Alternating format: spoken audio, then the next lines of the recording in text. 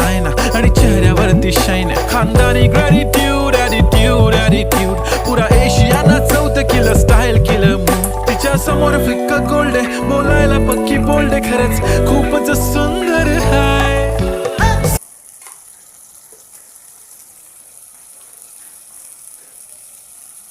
बंद कसं करायचं?